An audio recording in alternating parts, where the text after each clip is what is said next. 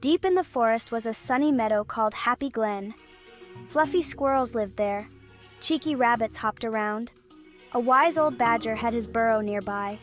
They were all the best of friends. One day the friends were playing hide and seek. The sun shone brightly. Butterflies fluttered past. "Ready or not, here I come!" shouted Benny the badger. The friends giggled as they searched for hiding spots. Rosie the rabbit hopped behind a big oak tree. She waited and waited, but no one came to find her. "Where is everyone?" she wondered. Rosie peeked out from behind the tree.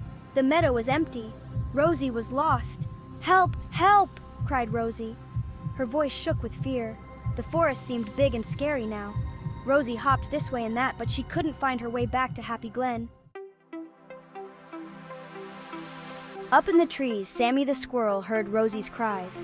"Benny, come quickly!" he called, scampering down the branches. "Rosie is lost!" Benny came rushing out of his burrow. "Don't worry, Rosie, we'll find you!" he called. The friends worked together. Sammy used his sharp eyes to search from the trees. Benny followed Rosie's scent with his keen nose. "I can smell her tracks over here!" he called. Sammy scampered down a tree trunk. "I see her! She's by the river!" Benny and Sammy raced towards the river, their hearts pounding with excitement. They had heard a strange noise coming from the water and wanted to investigate. When they arrived, they found Rosie by the edge of the water, looking worried and unsure. She was trying to hop across a stream, but it was too wide. Rosie had tried several times but couldn't make it to the other side. "Benny, don't worry, Rosie. We'll help you," Benny said with a confident smile, trying to reassure his friend. Benny thought for a moment, scratching his head as he tried to come up with a plan. "Benny, Sammy, bring me a long branch." He had an idea that just might work. Sammy quickly found a sturdy branch and brought it back to Benny, eager to help their friend. Benny laid the branch across the stream, carefully positioning it so it wouldn't slip. It made a perfect little bridge. The branch was just the right size to span the stream. Rosie hopped across the bridge and landed safely on the other side. "Rosie, thank you, Benny! Thank you, Sammy!" she exclaimed, her voice filled with gratitude. She cried, giving them both a big hug. The three friends laughed and celebrated their teamwork, happy to have solved the problem together. As they made their way back to Happy Glen, they heard another sound. Sniff, sniff, sob, sob.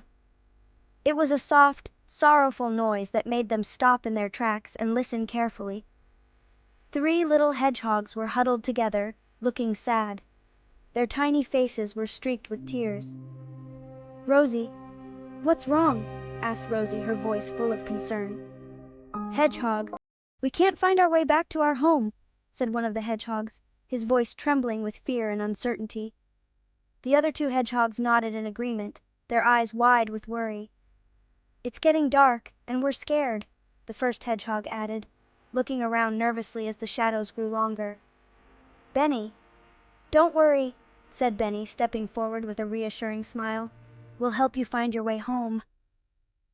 Benny's confident words brought a glimmer of hope to the hedgehog's eyes. He knew the forest well, every twist and turn, every hidden path. "Benny, follow us," he said, his voice strong and sure. Benny, Rosie, and Sammy led the little hedgehogs through the trees, their steps careful and deliberate.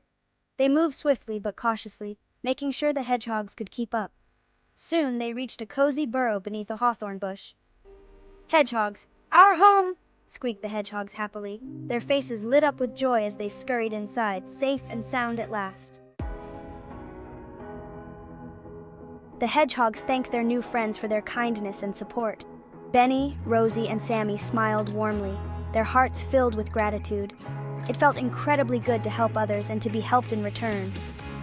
They continued on their way to Happy Glen, feeling happy and proud of their newfound friendships. The forest didn't seem so big and scary anymore, now that they had friends by their side, especially when they had each other to rely on and share their adventures with. From that day on, the friends knew that no matter what challenges they faced, they could overcome them by working together and supporting one another. They learned that helping others brought immense joy and strengthened their bonds of friendship.